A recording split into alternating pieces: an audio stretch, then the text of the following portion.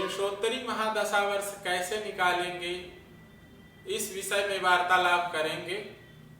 और आप लोगों ने जो कुंडली बनाने की सूची लिखी हुई है उसमें देखेंगे तो आप इष्टकाल सर्वप्रथम है, उसके पश्चात भयात, भभोग, पलात्मक भयात और पलात्मक भभोग है।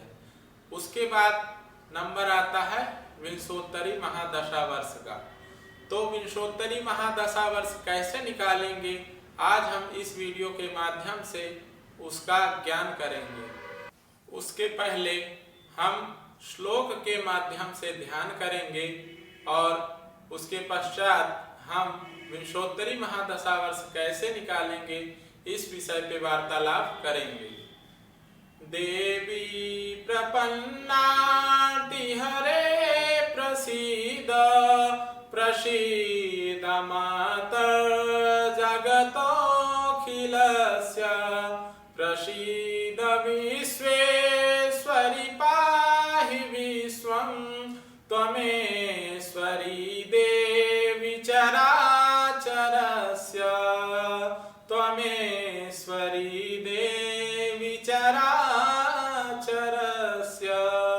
अखण्डमण्डलाकारं व्याप्तं येन चराचरं तत्पदं दर्शितं येन तस्मै श्री गुरवे नमः, तस्मै श्री गुरवे नमः। तो आज हम देखेंगे कि विंशोत्तरी महादशा वर्ष निकालने के लिए सर्वप्रथम हमें क्या करना है। तो आप लोग इस चार्ट को देख रहे होंगे कि यहाँ पे आपका हेडिंग डाल रखा है विंशोत्तरी चार्ट, अर्थात विंशोत्तरी महादशा वर्ष का चार्ट, ये लिखा हुआ है यहाँ पे। तो आप इस चार्ट को अपने कॉपी में लिख लेंगे। तो यहाँ देखेंगे आपका लिखा हुआ है वर्ष, ये लिखा हुआ है वर्ष। वर्ष के नीचे आप देख रहे होंगे ये सब आपका वर्ष लिखा हुआ है, अर्थात ग्रहों की महादशा वर्ष लिखी हुई है। अब यहाँ देखिए आपका लिखा है ग्रह, ग्रह के नीचे आपके जो 9 ग्रह हैं वो आपके यहाँ लिखे हुए हैं, सूर्य, चंद्र, मंगल, राहु, गुरु, शनि, बुध, केतु और शुक्र। उसके पश्चात ये आपका हेडिंग डाल रखा है नक्षत्र, नक्षत्र के नीचे नक्षत्र लिखे हुए हैं। 27 नक्षत्र जो होते हैं वही हमारा यहाँ पे दे रखा है चार्ट में।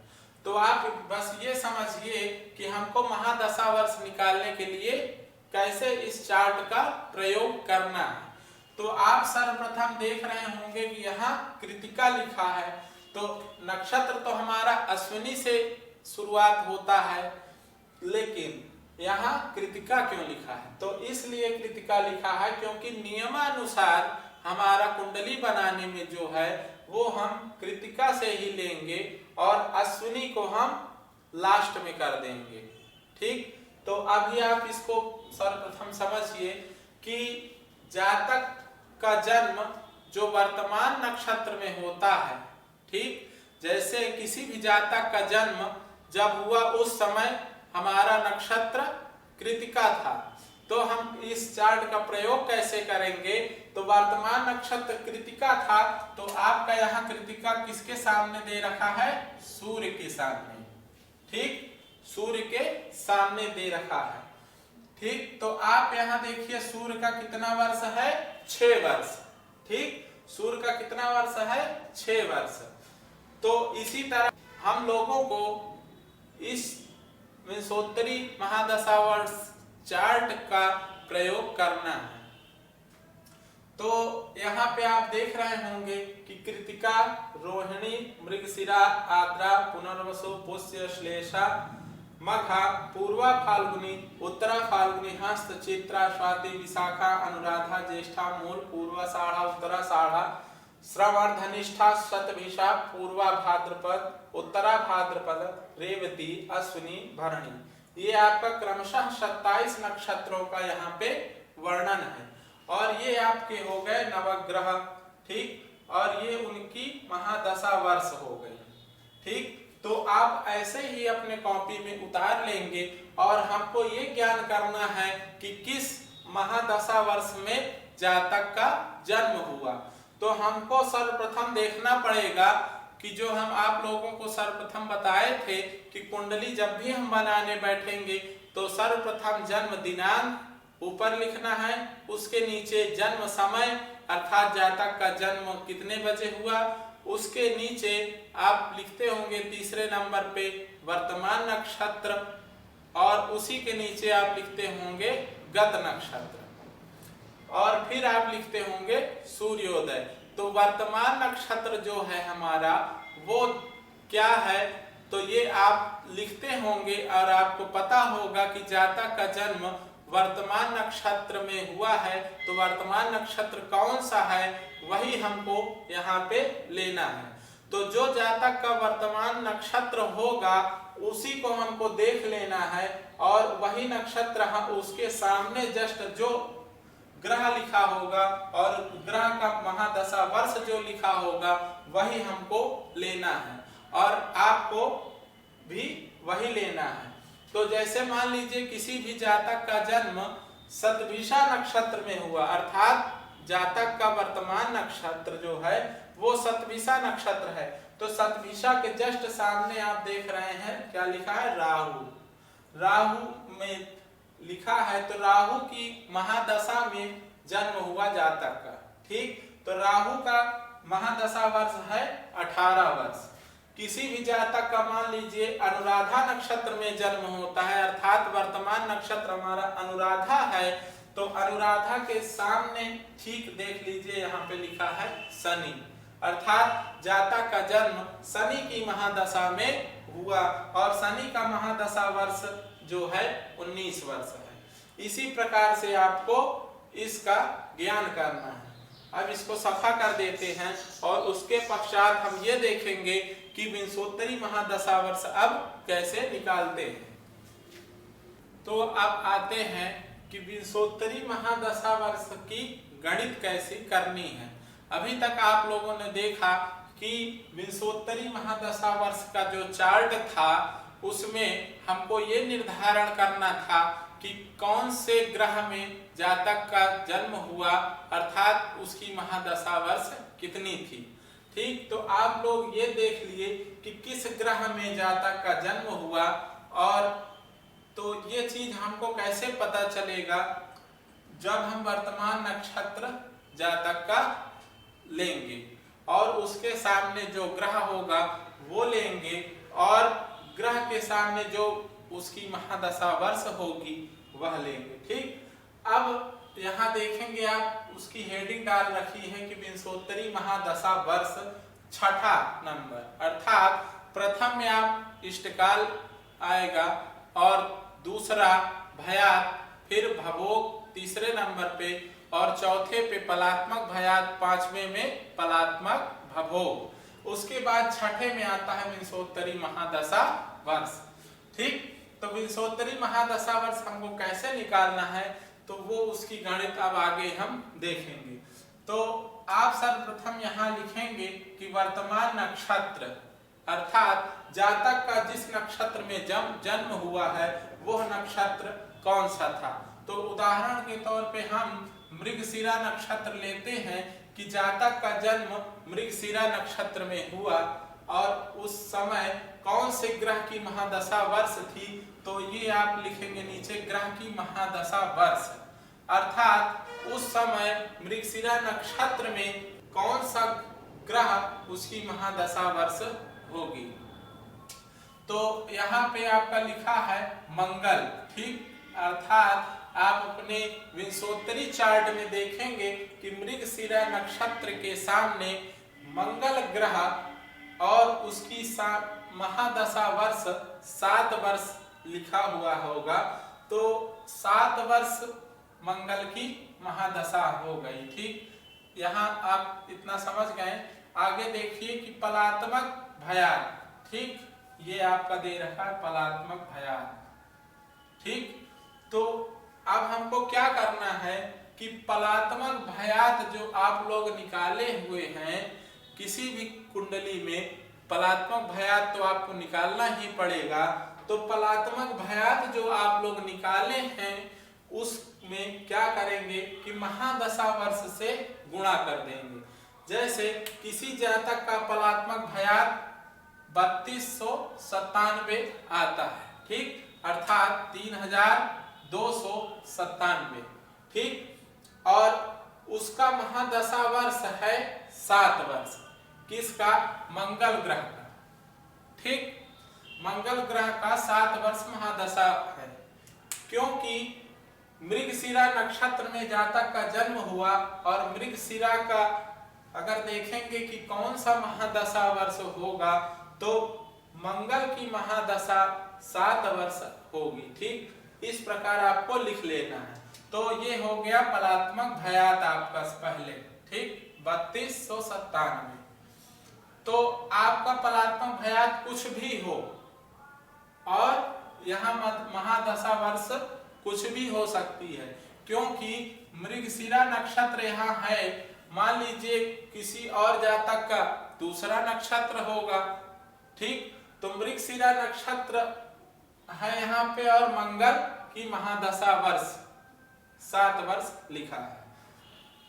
अब इसको क्या करेंगे कि पलात्मक भयात में हम महादशा वर्ष से गुणा करेंगे, ठीक।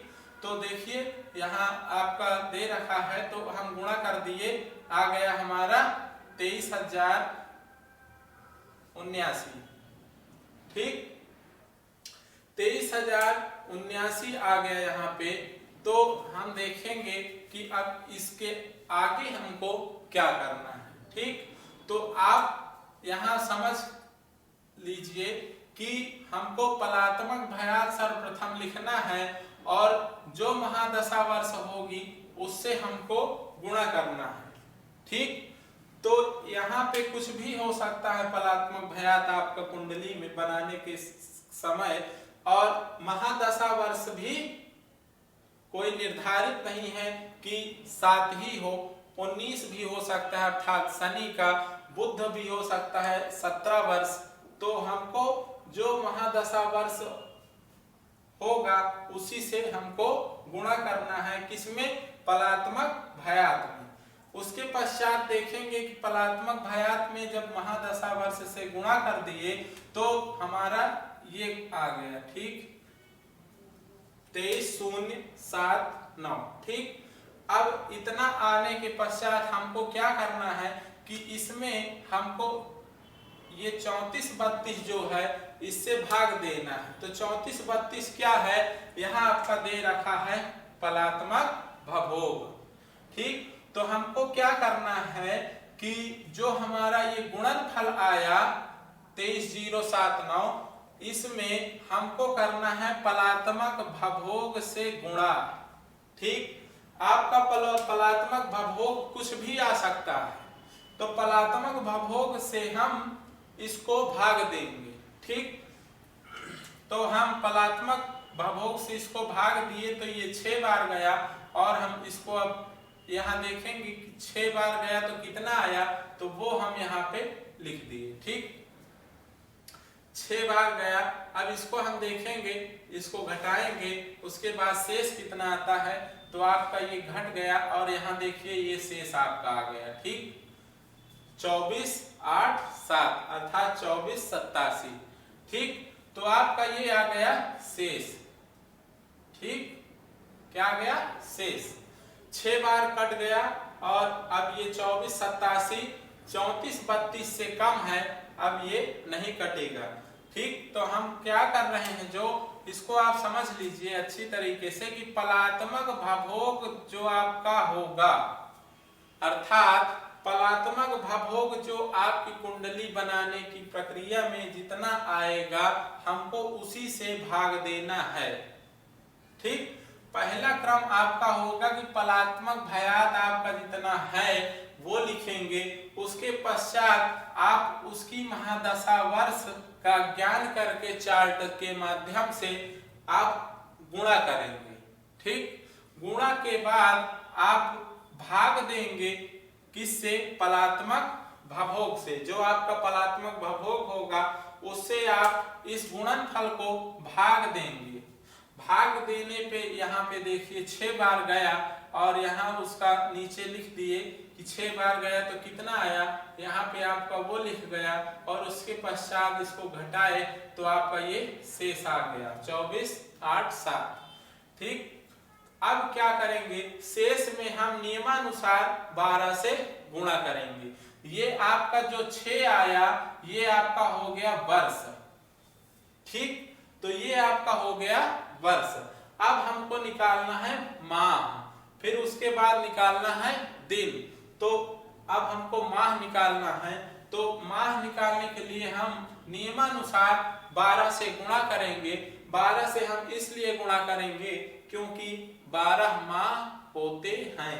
ठीक, तो 12 माह से हम इस शेष में गुणा करेंगे। तो गुणा करने के पश्चात आपका आया इतना 29,844।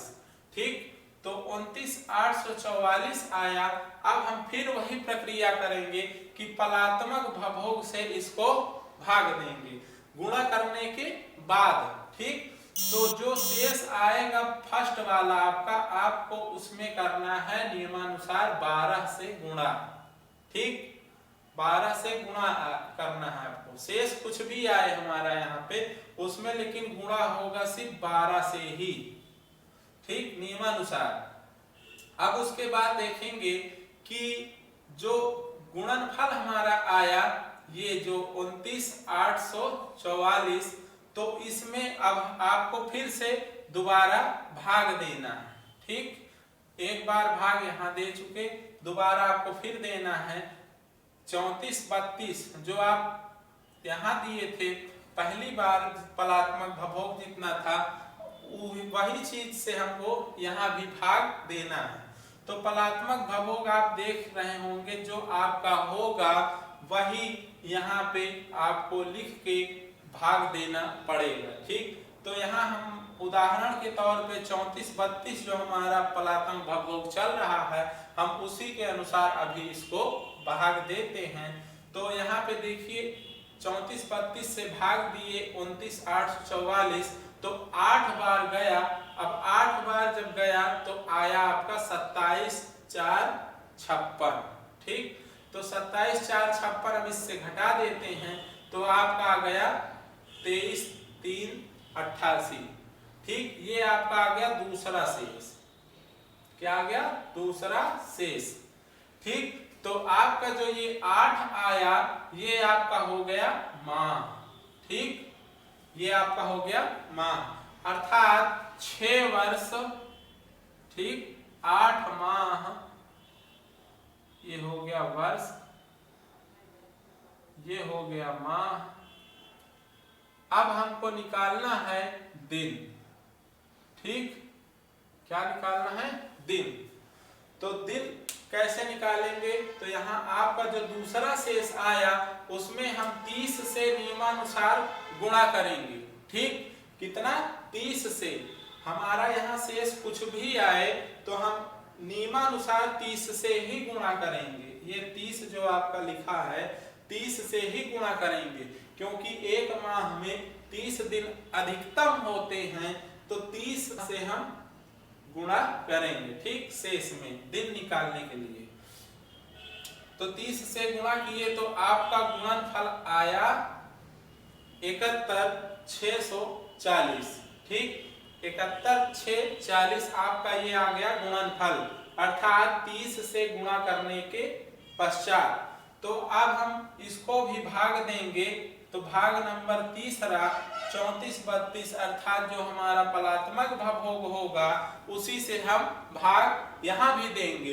3 बार हमको भाग देना है, प्रथम, द्वितीय, तृतीय, अर्थात 1, 2, 3 बार भाग देना है। और तीसरे नंबर पे जब भाग देंगे तो वो आपका दिन निकलेगा। तो ये आपको भाग किससे देना है? पलात्मक भवभोग से। ठीक, तो ये गुणनफल 71,640 में हम भाग दिए 34, 32 का, तो 20 बार गया और उसको अब इसको घटा देते हैं। तो 20 बार जाने के बाद आया 640, ठीक। 68 640 आया आपका। तो इसको अब घटाएंगे तो 0 और 0 0 यहाँ पे 3, ठीक। तो आपका ये 3000 जो है ये आ गया शेष, ठीक। ये आपका निकल गया दिन, 20 दिन, ठीक। अब आप एक चीज यहाँ पे जरूर ध्यान रखिएगा कि 34 32 है, ठीक। यहाँ आपका जो भाग देते हैं वो है 34 32, ठीक। कितना है? 34 32, ठीक।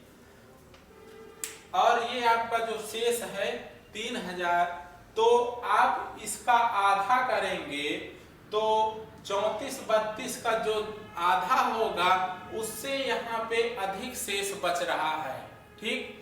हमारा शेष जो बच रहा है उससे अधिक बच रहा है, अर्थात 34 32 का आधा करेंगे आप तो जितना आएगा उससे 3000 देखिए यहाँ पे अधिक आ रहा है।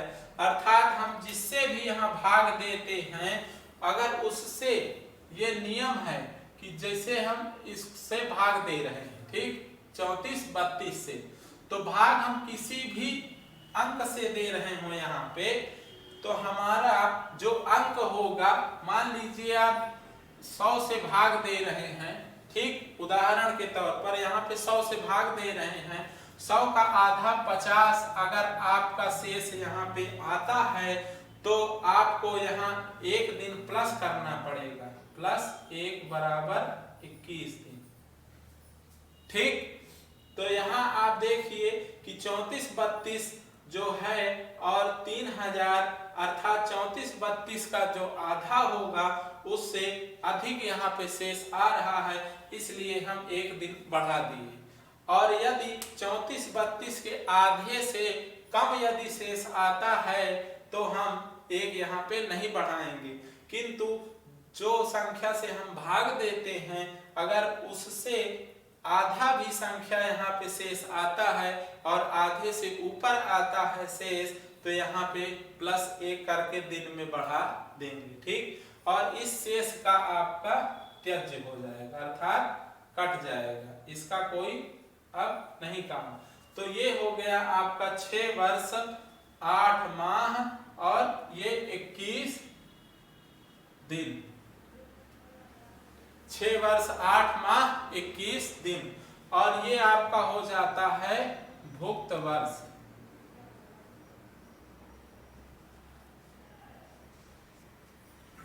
ये हो गया आपका भुक्त वर्ष। भुक्त वर्ष का तात्पर्य ये है कि जब तक 6 वर्ष 8 माह 21 दिन जब तक भोग चुका है। आज के लिए बस इतना ही। तो हम लोग आज भुक्त वर्ष तक निकाल लिए हैं और अब हम अगली वीडियो में जब आएंगे तो ये देखेंगे कि भोग के वर्ष कैसे निकालना है। ये भी विंशोत्तरी महादशा वर्ष के अंतर्गत ही आता है। उसके पश्चात हम 8 ग्रहों की महादशा वर्ष उसकी गणित भी करके ये निकालेंगे कि कब तक इसकी महादशा वर्ष चलेगी, अर्थात 8 ग्रहों की महादशा वर्ष कब तक चलेगा। तो इसकी गणित भी हम लोग करेंगे। तो आज के लिए बस इतना ही। अब एक सुंदर सा संस्कृत गीत प्रस्तुत करके इस वीडियो को मैं यहीं विराम दूंगा। सुरस सुबोधा विश्वमनोज्ञा ललिता हृद्या रमणीया अमृतवाणी संस्कृत भाषा नैव क्लिष्टा न च कठिना नैव क्लिष्टा न च कठिना। कवि कोकिल वाल्मीकि विरचिता रामायण रमणीय कथा अतीव सरला मधुर मंजुला नैव क्लिष्टा